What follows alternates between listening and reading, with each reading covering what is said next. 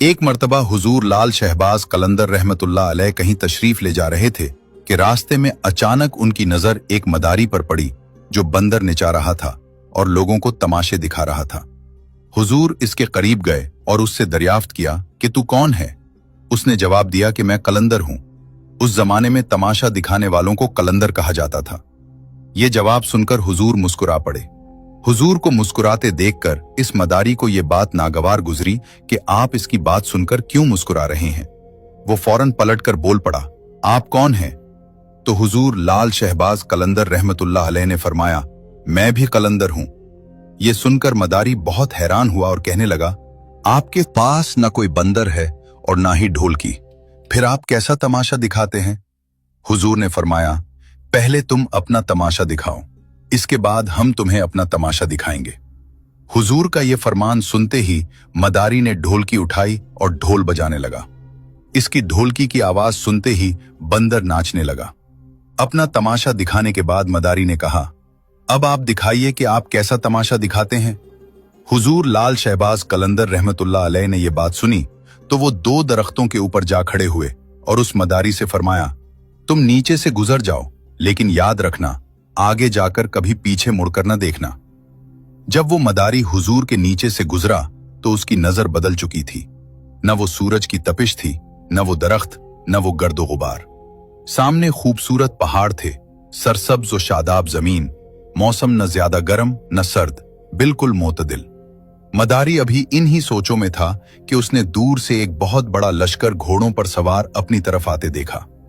लश्कर को देखकर उसने सोचा कि आज तो जान से हाथ धोना पड़ेगा। लश्कर उसके करीब पहुंचा तो उसमें से सिपह सालार निकला और मदारी के कुछ कहने से पहले ही अर्ज करने लगा, बादशाह सलामत, आप कहां गुम हो गए थे?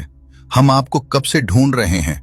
आपकी सल्तनत आपके इंतजार में है और मलका का हाल रो रो कर बुरा हो चुका है। आप हमारे साथ चलिए। अब वो मदारी घोड़े पर सवार होकर उनके साथ हो लिया। जब वो महल पहुंचा तो शाही महल का आलीशान नजारा देखकर हैरान रह गया और हैरत से उसे देखने लगा।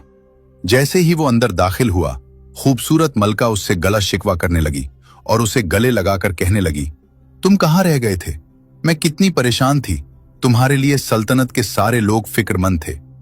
इस मदारी की हैरत की इंतहा न रही। वो सोचने लगा कि ये सब क्या हो रहा है। ये खूबसूरत वादियां, ये शानदार महल, ये हसीन मलका, ये सब किसका है और ये लोग मुझे अपना बादशाह क्यों समझ रहे हैं? फिर धीरे धीरे वो मदारी सब कुछ भूलकर नहा धोकर शाही लिबास पहनकर तख्त पर जा बैठा। वक्त गुजरता गया, उसके यहां बच्चे पैदा हुए, शहजादे बड़े हुए, बुढ़ापा आया, जिस्म से तवानाई जाती रही, मुंह का जायका जाता, यानी वो शख्स बुढ़ापे की इंतहा को पहुंच गया। एक दिन वही शख्स दरिया के किनारे बैठा सोच रहा था कि आखिर मेरे साथ क्या माजरा हुआ था। इसी ख्याल में वो उस जगह जा पहुंचा जहां से वो गुजरा था, उस सड़क के पास। उस शख्स ने देखा कि वो दरख्त आज भी मौजूद है। उसे ख्याल आया कि चलो इन दरख्तों के पास जाकर देखते हैं कि आखिर मेरे साथ क्या वाक़या हुआ था। जैसे ही वो उन दरख्तों के नीचे से गुजरा, सारा माहौल फिर बदल गया। जो वक्त गुजर चुका था वो पलट गया और वो फिर से हुजूर लाल शहबाज कलंदर रहमतुल्लाह अलैह के पास आ खड़ा हुआ।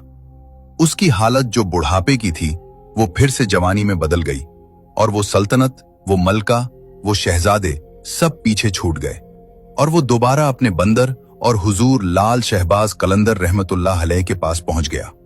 इसी वक्त वही मकाम सामने था। उसे लगा जैसे वो कोई ख्वाब देख रहा था, लेकिन उसके साथ जो हुआ वो हकीकत भी थी। वो हैरान था कि ये सब क्या हुआ।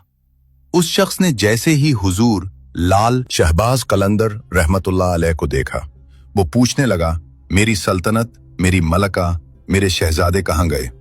हुजूर लाल शहबाज कलंदर रहमतुल्लाह अलैह मुस्कुराए और फरमाया, सब तमाशा था।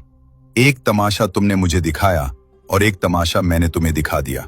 सुभान अल्लाह। आज